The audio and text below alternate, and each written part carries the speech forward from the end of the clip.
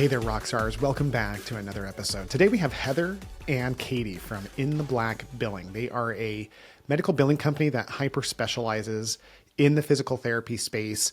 But what we're going to talk about today is understanding the state of the union of all things healthcare insurance. We're going to talk about the recent murder of the CEO of United Healthcare. We're going to talk about the changes that are occurring with AI. We're going to talk about in-house versus outsourced solutions. We're going to talk about the commoditization of physical therapy as well as the medical billing industry. It's going to be a phenomenal episode. So for any of you who are looking future of your company and want to understand better the medical billing space, this episode is absolutely for you. Enjoy the show.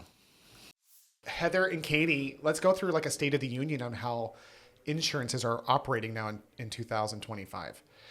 How are things going from what you see as medical billing experts? What's going on now that's different? I would say that in my 20 years of working in billing, I've noticed that it has gotten way more regulated. Way more plans are requiring they're not authorization. They're not approving the authorization. They're making more hoops to jump through while also paying less. So they're paying less. They're making it super hard to make money. Heather, is that your experience as well? Mm-hmm. Yeah, they're making it hard to get the claims paid so that they don't have to. They don't have to pay them. Yeah, that feels super unethical to me. Yeah, for right. Sure. Why is that happening? I mean, it sounds like a stupid question, but I feel like I kind of have to ask it as you guys are the professionals. Like, is there a need for it, or like, why are they doing that? To me, they really just don't want to pay claims, and they've always trained their people to not pay claims, to deny the claims, and they've just come up with more and more ways of not paying. And I mean, there's even a rumor going around they're using AI to deny claims. So it's just not even training people to do it anymore. It's just automatically denying and hoping that people aren't going to come along, find that they denied it in error, and fix it. Yep. That makes me super upset. Like, For it just sure. seems like it's so intentionally wrong to deny people their money just because it makes them more money. How does this negatively impact the patients? I mean, they don't get the care that they need. They're going to end up needing surgery. They're going to end up immobile. It impacts them severely, just their quality of life. Yeah, that is really hard. Heather, thoughts on that? Yeah, I'm just pondering on it. I feel like it makes it hard for them to get the treatment that they need for sure. I feel like too, with everything that they're denying and the AI and everything, I feel like it's just I can't come up with the words, but I'm trying to think of. Yeah. Well, keep thinking on it. I think Yeah. for me, it's when I hear this, I get really upset.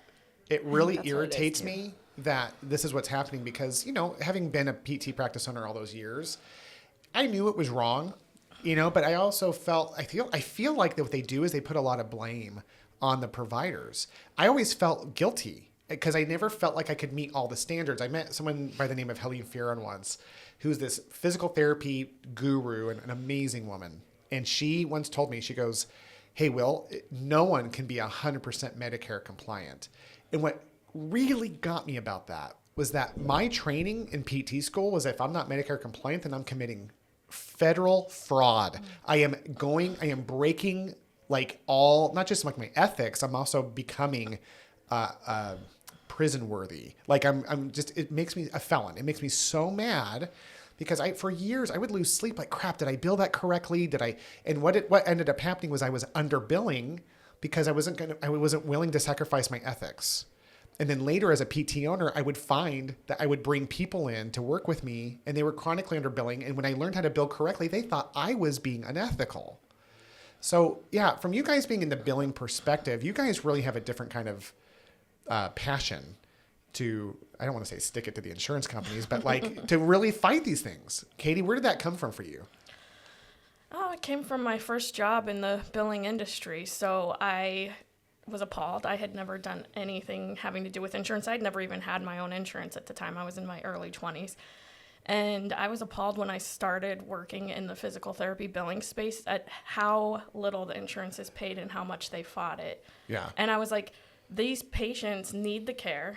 And I very soon saw that physical therapists, they have a bleeding heart. They're in the industry to help the patient.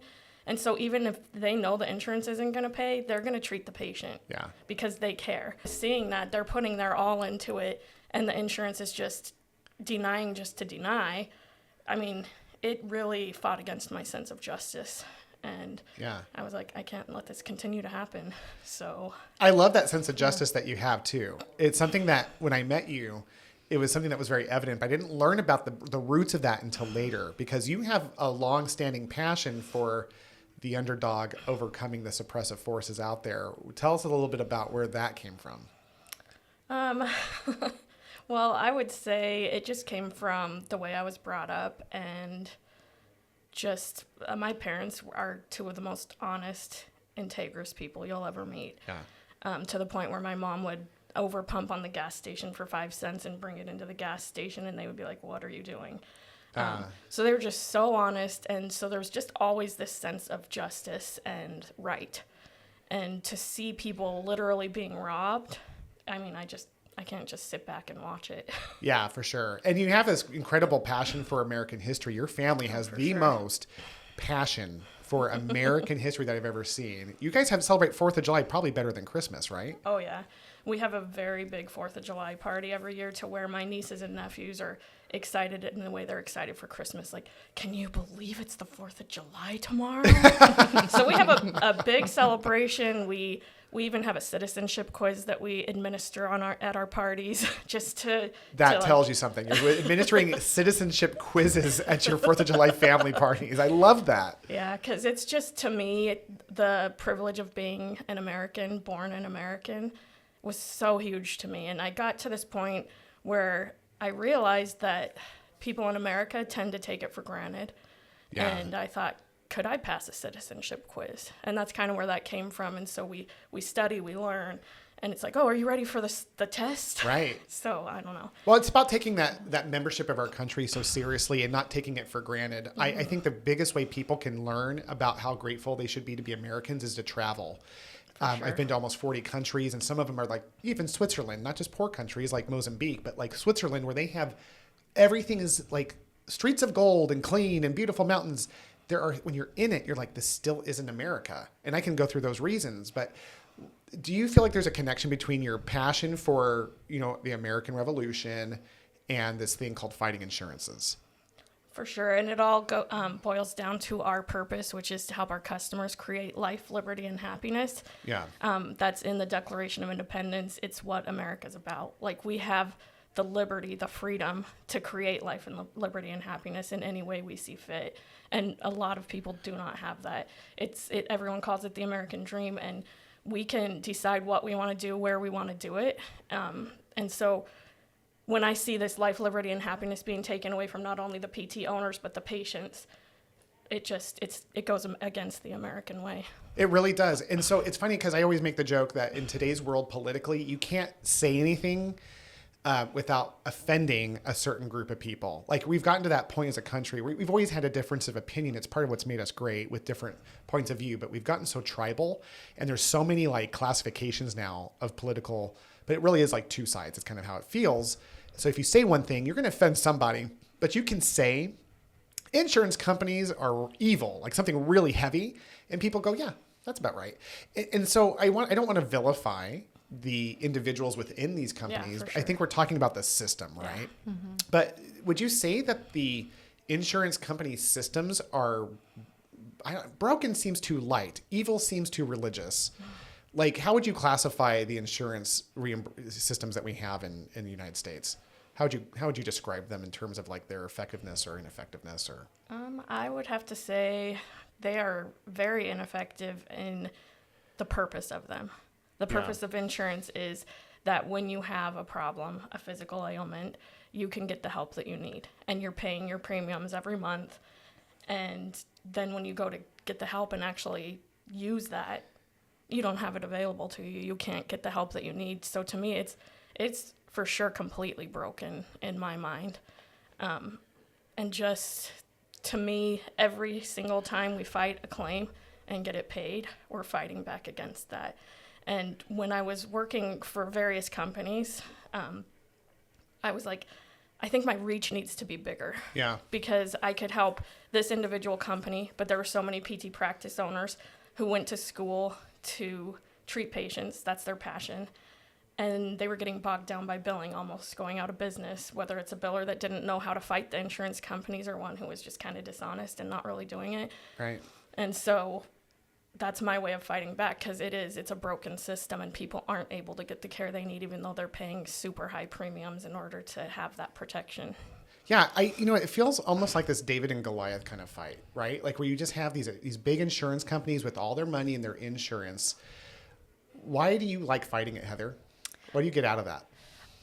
It's satisfying to be able to see, hey, you know what, like they deny for these crazy reasons. You turn around, you get it paid, and you're fighting for that bottom dollar for that provider. Like they're putting their heart and soul into their passion of helping these patients and getting better and everything. And it's like you don't want them to have to worry about their money, and getting paid for what they're doing. You want them to worry about the care of the patient, and you want to be able to fight for that. And so whenever insurance companies are sitting there denying everything, it's like, you want someone who can actually fight back for you, while you're doing your passion, you're taking care of those patients. So I don't know, it's a passion for me, because it's like, I want to be able to help those PT, because they deserve it. Those PTs, they put their heart and their soul into treating those patients and getting them better, their quality of life, and they shouldn't have to worry about, these insurance companies and not getting what they deserve, in return. Yeah, I love that. And so rock stars, as you're listening to this, the thing I want you to really listen to is the influence that the insurance companies have, the system. Again, I want to be really careful not to vilify people, because when you do that, you start having these things happen, like when the CEO of United Healthcare gets murdered. Mm-hmm. Like, I think that is such a misplaced. There was the stuff online on that was shocking to me. How people were supportive of that. And, it's kind of like this attitude of like, well, of course it's bad, but at the same time, this is what they get or something, or they say, it's like, no, that's wrong for wrong. That is wrong for wrong. On that note, I have worked places where the billing manager was like wanting people to rip into the insurance reps and encouraging them to just rip into them because they're evil. Treat them badly. Yeah, treat them bad, to the point where people that worked there were getting in trouble if they weren't. But to my mind, they aren't the problem. And there's these are just no human beings trying reason to get a bill, yeah. Like one of our cultural values is kindness matters. And that is 100% true, even when dealing with the insurance companies. You can fight back in a kind way and get the claims paid. Mm-hmm. And so, yeah, that United Healthcare thing just really got me, because, we're out there fighting every day. Yeah. We know what the battle's about, but to have it driven that far and so many people agreeing with that, I couldn't. Yeah, it's making it wrong. It's a wrong for wrong, and there's a line that crosses a line that's not acceptable. It makes me think of like Jesus or Martin Luther King in terms of how they approach things. Martin Luther King's a fun one to look at, because here he is leading a group of people that are being oppressed. And what does he do? There's other people who are leading aggressive counter movements to like make their voices heard. And by the way, I'm not judging that. What I'm saying is the most effective person was the person who peacefully marched up on Washington, leveraging kindness with firmness, with equality of mind. And that's what made the change. And it's started to make the change, right? Because we're still making it. But it's one of those things where when it comes to insurance companies, I think we got to realize, number one, that it is wrong. Because PT owners, again, rock stars, as you're listening to this, I think we talk about how the physical therapy industry in particular really doesn't understand money. How we view money as like this evil thing. It's like, no, it's just money. It's actually just a tool, and it can be useful or not useful. And there's a system in place that's meant to prevent you from getting what's lawfully and ethically yours. But the way that the insurance company systems are intentionally created is to make it to where we as practice owners or PTs feel guilty because we can't jump through all the hoops. And it's actually created to where, like Helene Fearon said, it's impossible to be 100% compliant. Now, does that mean we should be fraudulent? No. But the point is that instead of like PTs like seeing more patients and trying to figure out how to recruit better, we should be banding together with billing experts like you to fight the system through love and peace and kindness matters. Meekness isn't weakness.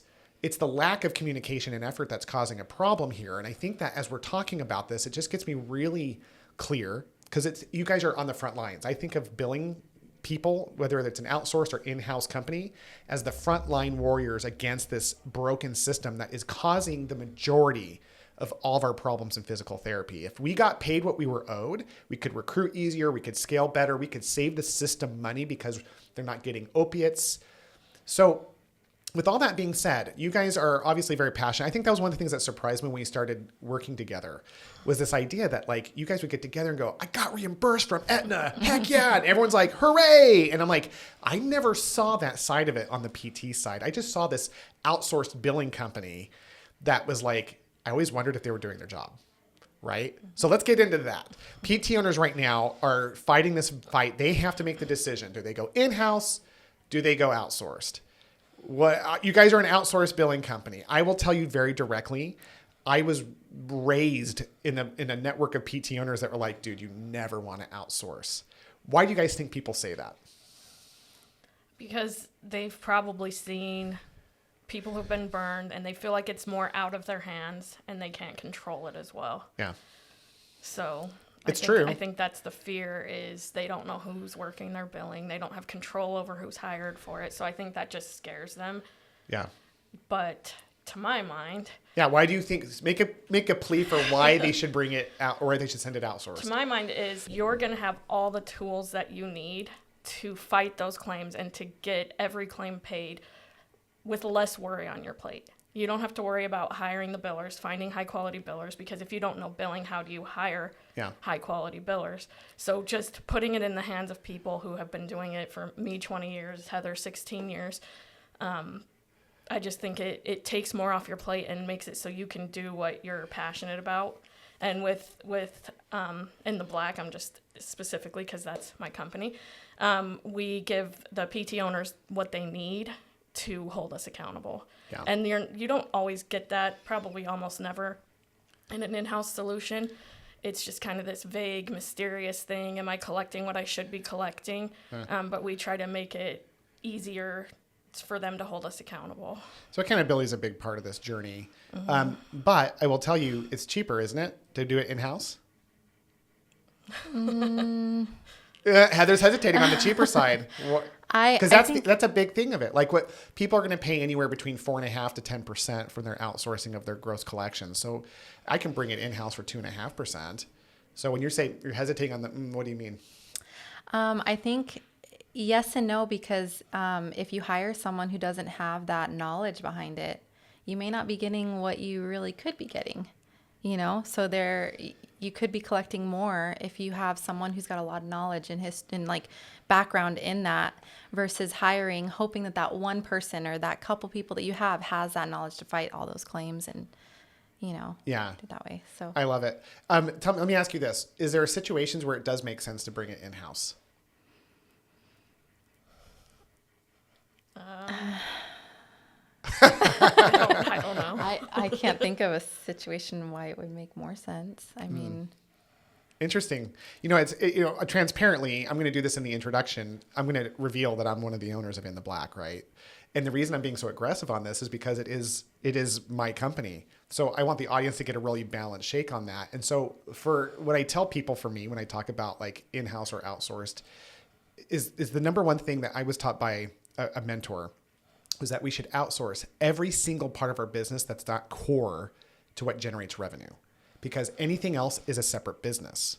So there are men and women who have clinics that have gone through the effort to build that business and they have it under steady state. I think that's great. I actually think those are people who probably should never outsource because they've already done the heavy lifting and they have people who are managing it and seeing it. But most people, and I mean the vast majority of people that I come up against, especially new clinics, there is no world where I see it make sense personally. And again, I'm sharing my bias with the audience because I don't want them to feel like I'm like, playing the devil's advocate just for fun. I want to create a balanced piece there. But like starting out with a new practice, there's so much complexity around that. But there are a lot of companies that don't do great. To be honest, the reason we started In the Black, Katie, was because I didn't feel like there was a single company at the time that produced it. So like, again, what do you think when we talk about being burned, where do billing companies burn people? Like, what is the thing that gave that reputation what it is? I think it's just there's no transparency. They can't see what's going on with their billing. They don't get any communication from the billing team, and they just have this vague sense that they're losing money, but they don't really know for sure. Yeah. And I think that's why they get so scared of it, is because they don't have as much control over it. And so when they just have a vague sense they're losing money, or know for sure they're losing money because their bank account is draining, then they feel like they should keep it in-house because they have more control. But yeah. And I think there's elements of truth to that, because transparently, you and I met because you were my in-house solution. Mm-hmm. I had gone through 3 outsourced solutions, and it was always like I never felt like they were going for the low-hanging fruit. And so you came in, kind of countered this whole argument, and like became the in-house solution. But you were my 3rd in-house solution. The 2 people I'd hired before you almost bankrupted me, because when the outsourced at least provided some reliable degree of consistency, even though it sucked. Mm-hmm. The in-house solutions, I had more control over, or so I thought. It was so people dependent that one lady was lying to me, and she applied later to our company in the black. So it was funny just because like that wasn't funny at the time. That created the single worst moment of my career, was when we almost went bankrupt because she had been falsifying reports and our money was just disappearing. So when we went to create this company, that was the idea. But you and I always had a passion about wanting to help the small guy. That was always where we wanted to go. Where did that come from? It came from my experience. I think I worked for 4 or 5 different physical therapy companies before working with you and starting in the black. And each time that I went to a new place, I saw these people who were struggling, and there was literally tens of thousands, sometimes hundreds of thousands of dollars just left sitting on the table. And I would see people who had tried to start this company, and they were just struggling, and they couldn't get ahead, and they couldn't grow. They didn't have the money to grow. And so what I thought was, well, if we start a company, then we can help these people that they went to school, they want to start a practice, but they're going to get stopped in starting that practice by not having a good billing solution. Just like you said, it's so complicated with the contracts in the beginning, and you have to be right on those insurance companies, watching those to make sure they're processing correctly, making sure everything in the system is set up properly to begin with. So helping someone get started on the right foot, they don't have to go through those pains of almost going out of business as they're trying to start their business, and they can just focus on growth and their passion of doing what they love, which is treating the patients. Yeah, and it's something, so there's almost something romantic about helping somebody get to that $1 million mark. Mm-hmm. When a PT, it's not the age, but it's the stage of a business. When a PT gets, or any business owner gets to that $1 million mark, they're kind of at the beginning of really being a business owner, because up until that point, you're hustling. And there's so much more complexity. It's like having a rowboat in the ocean. It doesn't take a lot of wave for it to rock. So from a billing and collecting perspective, that's so romantic. The problem is not a lot of medical billing companies will take smaller practices. Here's the journey that I've noticed in my coaching. And again, I'm really open to people using in-house or outsourced solutions, because I've seen people who've already gone through the effort, and some people are just controlling in a way where it doesn't matter if it's more efficient. They just want to own it. And that's great. I think that's fine. But normally what happens is PTs start, they usually try to outsource because it's too crazy to begin. Then they realize that they're getting burned when they hit closer to that $1 million mark. So then they try to bring it in-house. And that becomes a whole new journey of nightmare, which I experience personally. But the ironic thing is, sometimes companies figure it out. Sometimes they keep it outsourced with a better company. But no matter what, when they get really, really big, they all outsource. I've noticed that. So I do have friends who have like 30, 40 clinics. They still have in-house solutions. I'm talking bigger than that. Our company Empower, for example, they had it. You were the in-house person that like merged 26 locations, Katie. But then eventually over time, they ended up outsourcing it because there's degrees of efficiency of just not having to focus on that on your business. So at the end of the day, the small practices need it the most, but they don't usually qualify for billing companies. Heather, why is that? Why do a lot of billing companies not work with smaller PT practices? I think maybe it's because of the profit that they would make off of it, maybe, you know? Yeah.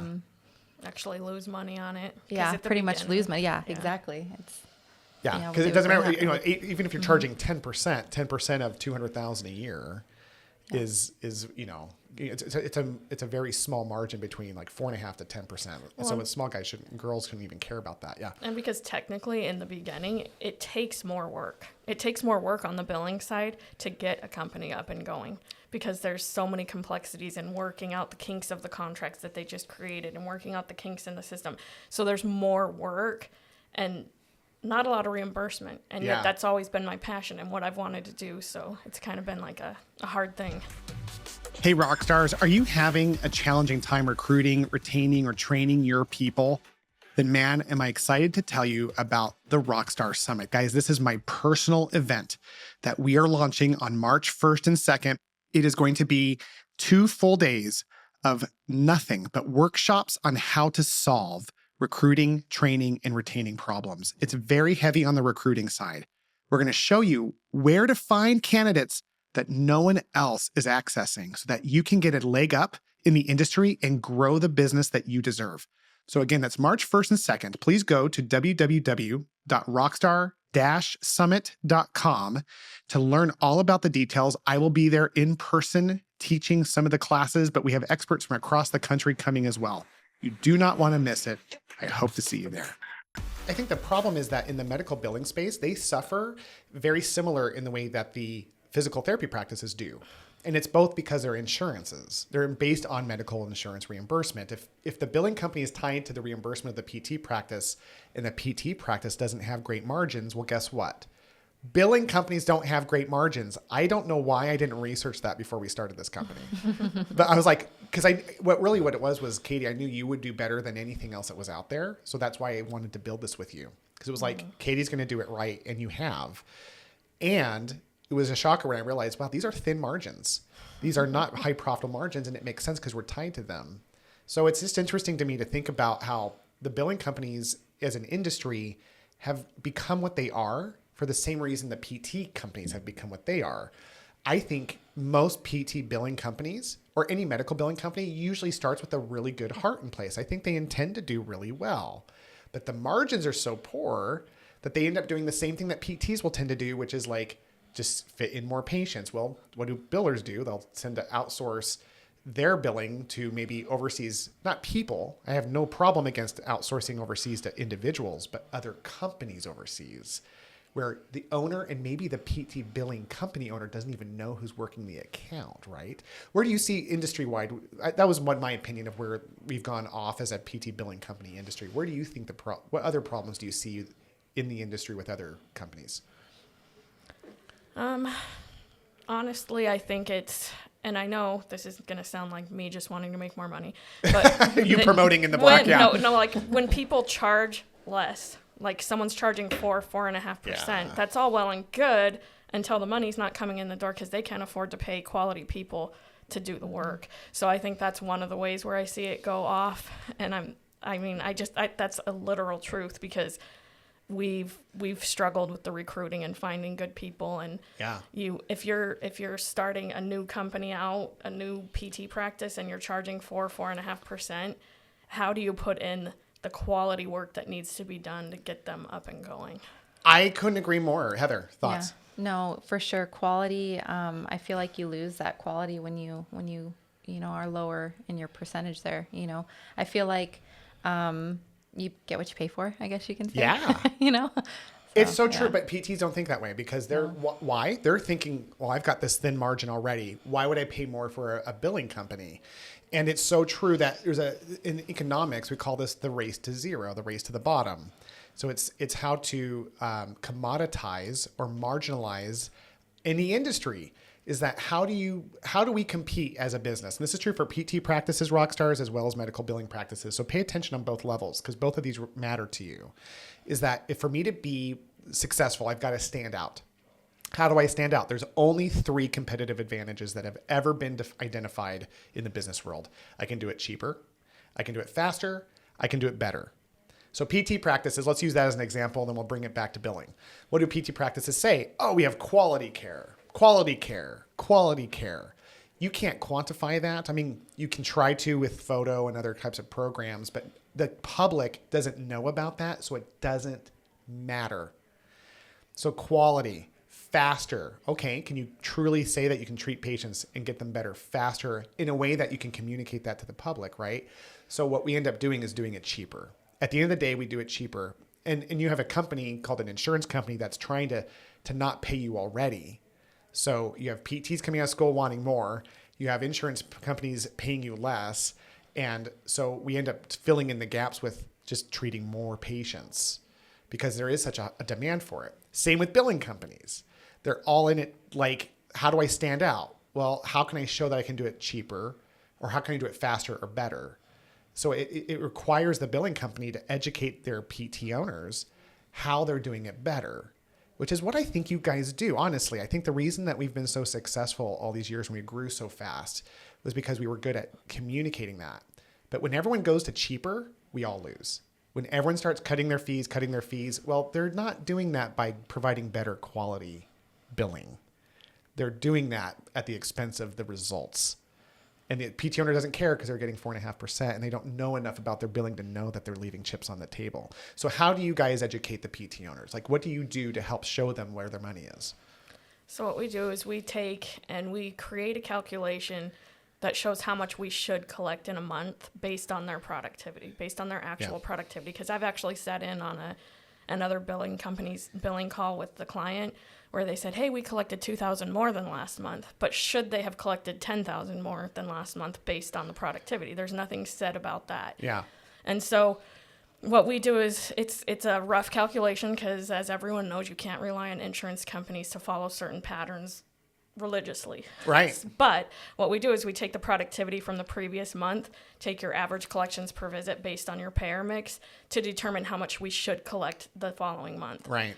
It's not an exact science, but it gives us a baseline to hold ourselves accountable. Like if we collected 2,000 more, but we should have collected 10,000 more, then we'll have answers for trends we're seeing on stuff that was slower paying, but you'll be able to have that baseline number, and we hold ourselves accountable to it. We'll go to the monthly meetings or send monthly reports where we say, we didn't quite meet 100% this month, this is why, these are the trends we're seeing, or we're looking into it to find what the trends are. Because sometimes it's something that just now happened with a major insurance company where they decided not to pay claims for 3 weeks. But we're digging in, we're looking into it, and we're the ones telling them we didn't collect 100%. And it ebbs and flows. It's below 100%, above 100%. As long as it's near there and doesn't consistently stay under 100%, then we're where we need to be. We also hold ourselves accountable to the 120 plus AR. We want claims to pay, 90% of claims should pay within 30 days. Yeah. We want as little claims as possible to get to 120 days. The main ones that I see get to 120 days are ones that were treated without authorization or whatever, and we're appealing it. But we want to keep that 120 plus, ideally below 10%. So we'll report that on our monthly stats. Those are the two things that I say you can use to hold us the most accountable. Are we collecting what we should based on your productivity, and are we collecting it in a timely manner? And if we have a lot of money that's in 120 plus, we'll answer for why. Like this had no auth denials, we've appealed it, this is what we've done to fix it, just so you know where your money is and you know how to hold us accountable. I love that. And when we created that concept, Heather, I'll tell you this. When Katie and I created that concept, because that's what she did for me in-house, she did it so differently where it was like, hey, let me teach you the 20% you have to know to manage 80% of me. So it made it really easy because like if she ever got hit by a bus, I kind of knew at that point how to oversee it. And I believe that's what you guys have done so well with the clients over the years is educate them. But here was the shocker for me is that it didn't end patient or PT owner concerns. Mm-hmm. I thought by being that transparent, it would squash them. It really didn't. I would say that we probably have more discussions because we're so transparent, where I've seen you guys. And so that was what was interesting to me. And really probably the hardest thing about being in this business is that most companies don't show. I've never met a company that's as transparent as what In the Black does. They send a report. They base most of their knowledge like, hey, here's our percentage of collections is like the key stat, which is not the key stat. Mm-hmm. And so people look at that. I used to do that for years. Oh, I got 40% of what I billed out. I guess that's good. And didn't know what I didn't know to ask. Whereas we're teaching people, here's what you should ask. And here's what you should expect next month. And we didn't hit it. And all people hear sometimes is they didn't hit it. And it freaks them out. Yeah. So people tend to go into a panic. And what we have to do is just really emphasize the fact that we are giving a baseline, but it's never going to be exactly 100%. Sure. It's ebbing and flowing, but as long as we're given the benefit of the doubt, we are on the back end. We're watching the collections weekly. We have battle plans that we create where we're looking at the weekly collections, like, are we on pace to collect 100% this month? And then we have the formula where each team member that works that account is looking at it, like, why are we not on pace? What trends are happening? We bypass normal habits and routines, bypass normal routines if it looks like it's going to be in danger, so that we can start working stuff sooner than we normally would, like within normal processing times, to see if there is some big thing that happened with an insurance company, and to try to get ahead of that as much as possible. And I think what you're explaining is sometimes we're not given the benefit of the doubt. They just see that it's below 100% and instantly freak out, which is understandable. They've been burned before. Right. It's kind of like a prior problem that they've experienced. And we're talking, by the way, we're only talking about newer clients. This is after people have had time with us. Oh, yeah. There's a trust that we'll talk about in a minute, but yeah. Yeah. So once once they understand that we're watching it weekly, and that we see right away if it's below expected collections, and we're working on it, we're digging in, we're finding why, we're like hitting it as hard as we can. So if we can be given the benefit of the doubt that there are ebbs and flows, but we're looking into why, and we care as much as they do. Like, it kills us when we're below 100%, even like, especially for a protracted period. But we are ultimately at the mercy of the insurance, but they are hearing from us, and they will hear from us until they pay the claims. Yeah. And it's almost like those early stages when people, because at the beginning, again, the transparency is nice. There are people who never care. Like, you start them as clients, they're oblivious to it, or they're just immediately trusting to a fault, which in this case, it serves them because it's a good place to put the trust. But for people who know something about their billing, or they've been burned before, they tend to go super concerned initially until they gain the trust. But once the trust is there, then it's a different relationship. And Heather, I don't want to mention the client in particular, but there was a particular client that I remember you earned that trust with over time. What was that like for you, going from that place of earning that trust to having that trust? Like, what did you feel like you did for that client that helped them eventually just be like, Heather's got it? Just always communicated with them. I was just super open, transparent, honest, letting her know, like, everything that was going on. And just communication is key until that, especially even after the trust, but communication 100%. Yeah. I think that's what was so powerful about it. And then I think all this being said, the Rockstars, the reason this is so important is because whether you have an in-house or outsourced solution, do you guys have are they predicting your income? Is there, whoever's working for you, and this is something that was really big for me from one of my financial coaches, and I'm so grateful you and I saw this eye to eye, was like, any financial institution should be predicting income if they're in charge of collecting it. So why isn't anyone who's listening to this, whoever who's doing your billing, are they telling you in January what February collections are as they get towards the end of the month? Because they should. And again, it opens up this can of worms for people who've been burned or don't know much about it. But at the same time, that's what the insurance company industry has created. It's not the billing companies. It's that insurance company. But the billing company, sure as heck, if they're going to be, whether it's in-house or outsourced, they are responsible and accountable for what they say they're going to do. So what do they say? What is that person or company saying that they're going to do? Are they going to go collect it? And if so, to the penny, what does that look like? All this paints a picture that In the Black has been perfect all these years. In the Black has made mistakes, right? Mm-hmm. Absolutely. So what do you guys offer to help counter anything that might occur in that area? So we have a guarantee on our work where if there's anything that we've done or our team has done, because our teams aren't always perfect, but we're working on it. Our team is perfect now. Yeah, we're going to talk about that. I want this episode to be super transparent because we hit a growth stage. We got so popular.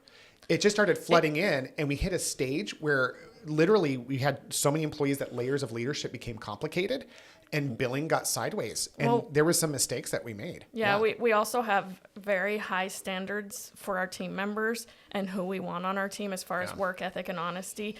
And when you get to a certain size, it's really hard to find that many people that are living up to our standards. Yeah, we were definitely struggled in being able to do all that, plus manage the accountability lines. So tell about the guarantee again. Yeah, so our guarantee is if we do something that causes the company, the PT company, to lose money, we guarantee our work. If it's a timely filing denial because we didn't follow up on the claim in time, we're going to reimburse the full allowed amount back to the client. That is something that has never happened. And when I talk to potential customers, that's why people that even, and these are very few and far between issues, by the way, but the times that there's been an issue that we created that lost the client's money, writing a check and sending that over keeps us in integrity, which, going back to you, Katie and Heather, the idea of like, that's what matters most. Mm-hmm. So when we're in integrity, that's great. But I found that, like, we've even had, truthfully, I would say that the lowest churn of any billing company in the country. But we have had a couple of companies leave us. And I mean, it might be a couple, like after 5-6 years. And when that happens, there's no hard feelings because they're made whole in those cases, right? And it's so powerful that exists. So what has changed in your income? You said that there was a change. So we grew really fast, but you said that's not an issue anymore. So what's changed?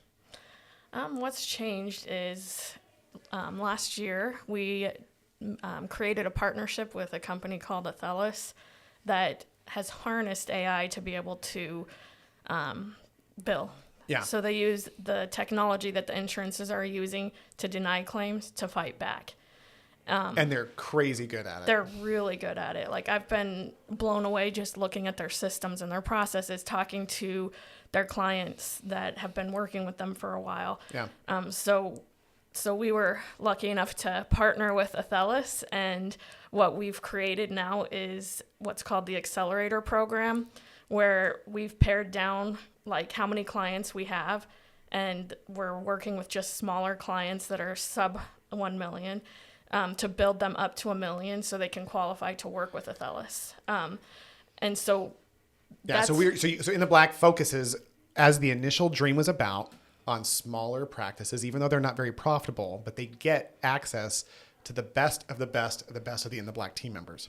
Yeah, so we were able to create this program that we've always wanted to create at In the Black to do that. We want to help companies that are just starting or have started like a year before, 6 months before, help them to get to $1 million.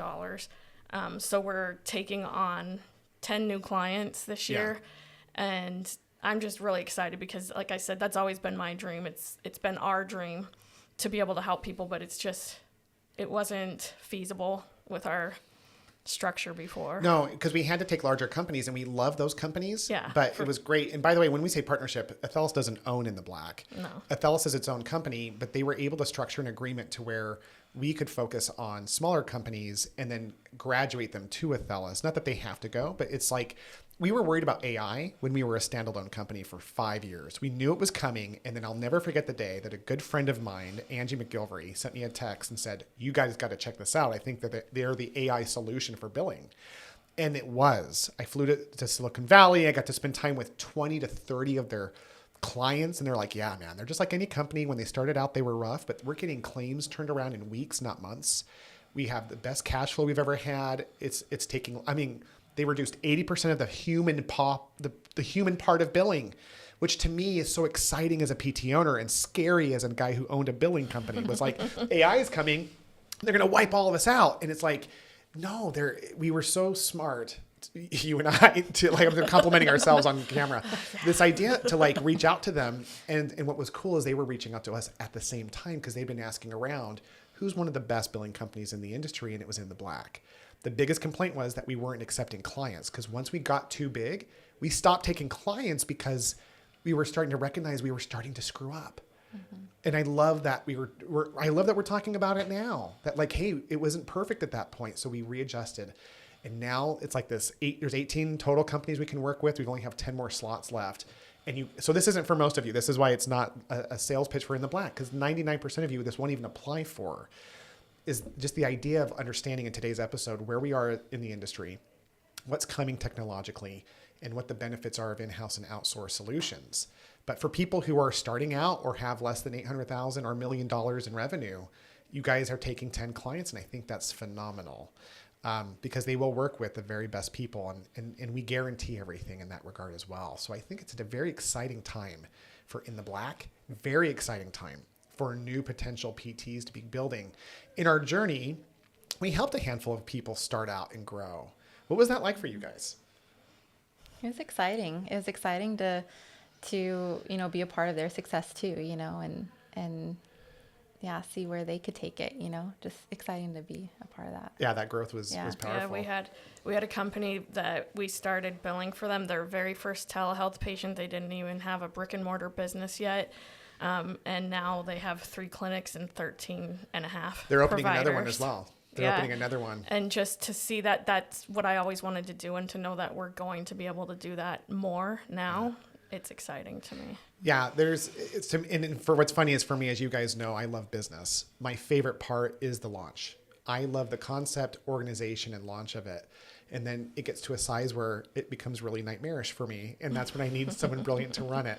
And it's truly, I think that's what's so great about it, is that what we get to do together is just help these future entrepreneurs. Because my belief is our whole industry lives or dies by private practice. Mm-hmm. Our whole country lives or dies by business, small business. Mm-hmm. And so what we care about, whether it's on the billing side with you two, or on just the business side of it in general on my end, is that we're really making the biggest impact in the industry, because we believe that physical therapy is the solution. Like, if we can get PT again to be the first line of thought for the public in terms of musculoskeletal issues, we are going to reduce billions, like hundreds of billions of dollars of wasted healthcare costs. So if we can just get the insurance to help not hurt, think about how much more we could impact. But in the short term, at least we're getting, in our small way, 10 or 15 companies every year up and going, right? Mm-hmm. Yeah, so very good. All right, so final thoughts, guys. What would you want the audience to know? You've got many men and women who own practices listening to this, and they're thinking about their billing, and they're just like, maybe they're struggling with it. What just kind of general advice would you give them in terms of like helping them navigate the future of medical billing? My general advice would be to work with whoever you have doing your billing, whether it's in-house or outsourced, or you want to outsource. If you want to outsource and you're smaller, just to get the tools that you need to hold them accountable with as little headache to you as possible. I love that. Heather. Yeah. I would say get with someone, whether it's outsourcing or your current billing. I would say just have someone knowledgeable in the insurance, and in the billing part of it. And you want it to be as transparent as possible, that person, you want them to be, so that you can kind of see like, okay, what are you collecting? What aren't you collecting? What should you be collecting? I think just having that, I think that would be my best. I love that, because both what you said parallels what I would like to just leave as a final thought as well to the rock stars, is that it all comes down to trust. Mm-hmm. And trust isn't an ethereal feeling. It is a factual experience. Trust by getting results. Results what matter most. If we aren't seeing results, if we're not clear, if we're not like fully complete in our understanding of what's happening, to get with smart men and women that can help you get there. Because that's the only way I got there. I feel like I am an expert in medical billing because I know Katie. I am not nearly the expert she is, but I feel like I can advise practices from a place of authority in a way that I never could have dreamed of all those years ago. So just because I know you guys are willing to help the industry, even if they don't qualify for In the Black, or if they're just like wanting some support from people they can trust because you guys get results, how they get a hold of you. They can email me at katie@intheblackbilling.com, KATIE @intheblackbilling.com, and my phone number is 480-613-4017. I was kidding about the phone number. No, that's my work phone Oh, that's your work number? Okay, Heather, how do they get a hold of you? Well, they can email me, heather@intheblackbilling.com. And with 3 E's? Heather with 3 E's? I'm just kidding. It's regular spelled Heather. Yeah, got it.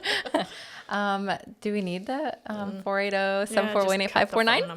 Yeah, you're good. Well, guys, I'll just add that. Thank you guys so much for being on the show. We're going to have you back to check in on how this accelerator program is doing and advancing. And as always, it's great to be with you, ladies. Thank you. Thank you. It's good to be here. Also, there's Yeah. something that I wanted to add into our little thing at some point. Let's add that into this little thing right now. I don't know where you'd add it, but it's something that I've been wanting to say is, so in my experience, I've worked for in-house before you guys, Yeah. but I've never worked for, and I don't know if I'll get emotional, I don't know, but I've never worked for not only an owner or a manager, but someone that is so passionate and so committed and so dedicated, and just it's inspiring to work for someone like that. So I just want Katie's is so special. Yes, Katie, what Katie has brought to the table has opened my eyes in so many different areas with billing. Like Which is interesting because you were a master biller when you showed up. So what does that mean? That's actually something I want to know more so about. like the reporting she's done, the way she looks at things, the way like the projected collections, like that's something I would have never thought of being a biller. I was a regular biller, like just doing claims, payment posting. Then I was a manager, and then I did it all by myself for a clinic, and I would have never thought about the things that she's brought to the table. So I just think that it's so inspiring, and just, yeah. So because the pace of the leader, pace of the pack. It's such an important piece. And I'll add to that. I've had numerous partnerships over the years, and Katie's at the top of my favorite partnerships. And partnerships, they say the only ship that sinks is a partnership. And that's just not been our experience. It's been 6 years of just extremely positive experiences. And we've, like any high level experience, there's moments where you have to work things out, but it's never been anything but a joy for me. And I think that's what makes it so different for people. So I'm glad that you say that, because we'll definitely make sure it enters the show at a point, because at the end of the day, do people feel that way about their billing? Do people at their companies feel that way about their leader? Well, if they don't, that's probably where the problem starts to go sideways. Pace the leader, pace the pack. So thanks for saying that, Heather. Thank you. All right. Well, guys, thanks for being here. This was so phenomenal. That's fun. Wasn't it? Yeah. Guys, thank you for taking time to listen to today's episode. If you found today's information to be useful, could you take a minute and help me? I would love it if you could leave a podcast review in your app so that other people who are looking for this information can find it. Plus, my dream is to have the largest network of medical entrepreneurs and leaders in the world, so that together we can change healthcare to make it better for all. So in addition, if you can think of anyone that you could send this to, not only would that mean a lot to me personally, but it would build this network so that we can make healthcare the way that we want it.